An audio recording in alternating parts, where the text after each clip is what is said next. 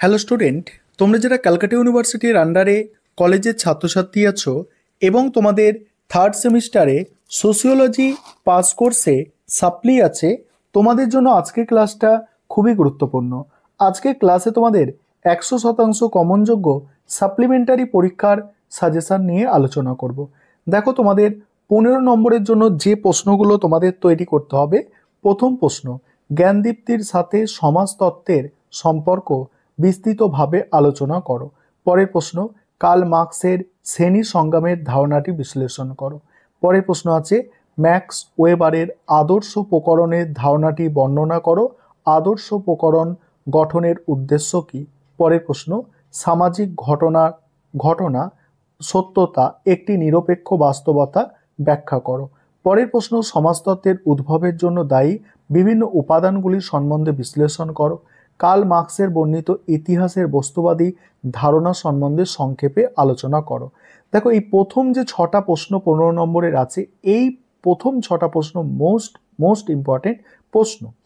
এবার দেখো বাকি প্রশ্ন যেগুলো, ওয়েবারের অনুসরণে সামাজিক ক্রিয়ার গুরুত্বপূর্ণ ধরনগুলি কি কি ব্যাখ্যা করো। পরের প্রশ্ন আছে, সমাজতত্ত্বের বিকাশে জ্ঞানদীপ্তির ভূমিকা বিশ্লেষণ করো। পরের প্রশ্ন, কার্ল মার্কসের দ্বন্দ্বমূলক বস্তুবাদের ধারণাটি ব্যাখ্যা করো। পরের প্রশ্ন, ম্যাক্স ওয়েবারের বর্ণিত কর্তৃত্বের বিভিন্ন প্রকারগুলি সংক্ষেপে আলোচনা করো। দুর্খেইমের অনুসারে সামাজিক ঘটনার তত্ত্বটি আলোচনা করো।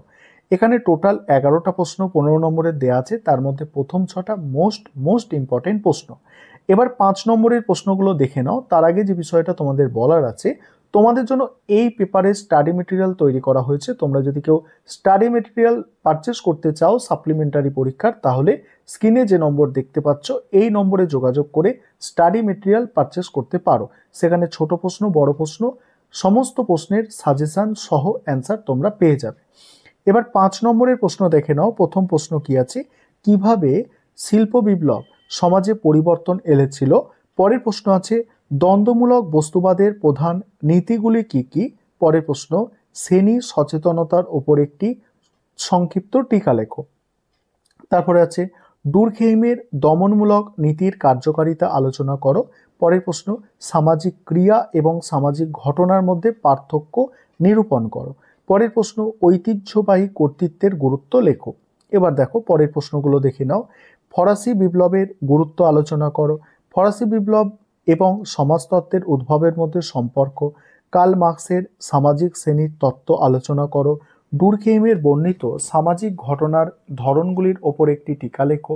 নেক্সট, ম্যাক্স ওয়েবারের আদর্শ প্রকরণ তত্ত্বটি আলোচনা করো। পরের প্রশ্ন, ম্যাক্স ওয়েবারের ভেরেনস্তেন ধারণাটির সংক্ষেপে আলোচনা করো। আইনানুগ যুক্তিসিদ্ধ কর্তৃত্বের গুরুত্ব লেখো। পরের প্রশ্ন, সামাজিক সংহতির একটি উপাদান হিসাবে কর্তৃত্ব ব্যাখ্যা করো। পরের প্রশ্ন, সমাজতত্ত্বের উদ্ভবে শিল্প বিপ্লবের ভূমিকা লেখো। তারপরের প্রশ্ন, ম্যাক্স ওয়েবারের আদর্শ প্রকরণের তত্ত্বটি লেখো।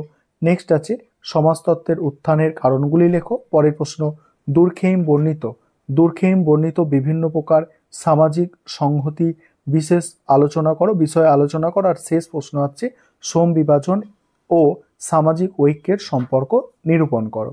এখানে 19টা প্রশ্ন 5 নম্বরের আছে, তবে প্রথম 12টা প্রশ্ন মোস্ট ইম্পর্টেন্ট। আবারও বলছি, তোমাদের জন্য স্টাডি মেটেরিয়াল তৈরি করা হয়েছে।